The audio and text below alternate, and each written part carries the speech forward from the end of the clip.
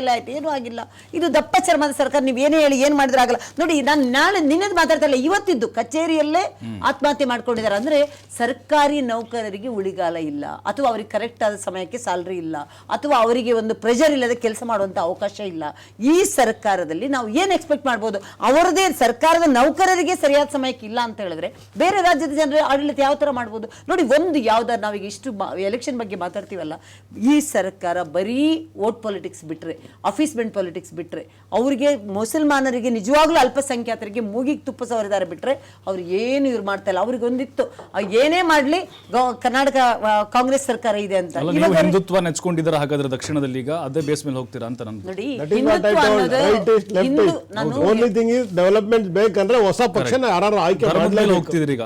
ನೋಡಿ, ನಾನು ಹೇಳೋದು ಧರ್ಮವನ್ನು ಒಡೆದಾಳುವ ನೀತಿ ಏನಾದ್ರು ಮಾಡಿದಿದ್ರೆ ಮಾನ್ಯ ಸಿದ್ದರಾಮಯ್ಯನವರು ಇಡೀ ರಾಜ್ಯ ಎಲ್ಲವನ್ನೂ ದಿನ ಬೆಳಿಗ್ಗೆ ಆದ್ರೆ ಸೌತ್ ಕೆನರಾದಲ್ಲಿ ದಿನ ಬೆಂಕಿ ಹಚ್ಕೋತಾ ಇತ್ತಲ್ಲ ಮೇಡಮ್. ಹೌದು, ಎರಡೂ ಪಕ್ಷಗಳು ಸರ್, ಸೌತ್ ಕೇಂದ್ರದ ಬಗ್ಗೆ ನೀವು ಮಾತಾಡ್ಬೇಕು. ಎರಡೂ ಪಕ್ಷಗಳು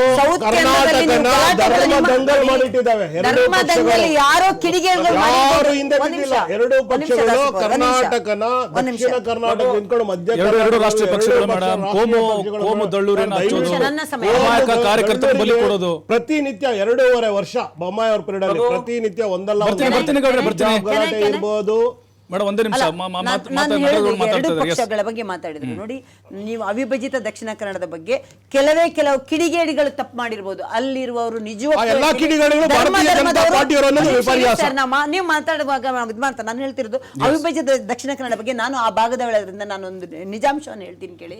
ಅಲ್ಲಿ ಧರ್ಮಗಳು ಸಾಮರಸ್ಯದಿಂದ ದಕ್ಷಿಣ ಕನ್ನಡದಲ್ಲಿ ಇದ್ದಾರೆ. ಕೆಲವು ಕಿಡಿಗೇಡಿಗಳು ಅದನ್ನ ಹಾಳು ಮಾಡೋದು. ಈ ವೋಟ್ ಪೊಲಿಟಿಕ್ಸ್ ಈ ತರ ಏನೇ ಗಲಾಟೆ ಮಾಡಿದ್ರು ಅಲ್ಲಿ ನಿಮ್ಮ ಯಾವ ಕಿಡಿಗೇಡಿತನೂ ನಡೆಯಲ್ಲ. ಅಲ್ಲಿರುವ ಜನರು ಹಿಂದೊಂದು ಮುಂದೊಂದು ಇಲ್ಲ ರೀ. ಅಲ್ಲಿ ಯಾವ ತರ ಯಾರನ್ನು ಗೆಲ್ಲಿಸಬೇಕು, ಯಾರು ಇರಬೇಕು, ಯಾವ ತರ ಬಿಜೆಪಿ ಭದ್ರಕೋಟೆ, ಅದ್ರ ಬಗ್ಗೆ ನೀವು ಮಾತಾಡೋದು ಬೇಡ. ನಾನು ಇಲ್ಲಿ ಕಮಿಂಗ್ ಟು ದಾವಣಗೆರೆ ಮತ್ತೆ ಈಗ ಏನು ನಾವು ಮಾತಾಡ್ತೀವಿ ಬಾಗಲಕೋಟೆ ಬಗ್ಗೆ ಮಾತಾಡೋಣ. ನಿಜಕ್ಕೂ ನಾನು ಹೇಳ್ತಿದ್ದೀನಿ ಕೇಳಿ, ನಾವು ಸವಾಲ ತಗೊಂಡಿದೀವಿ. 2 ಜಾಗನು ಅತಿ ಹೆಚ್ಚು ಮತದಿಂದ ನಾವು ಸವಾಲ್ ಹಾಕ್ತಾ ಇದ್ದಾರೆ ಈಗ. ಬಟ್ ಎಲ್ಲೊಂದ್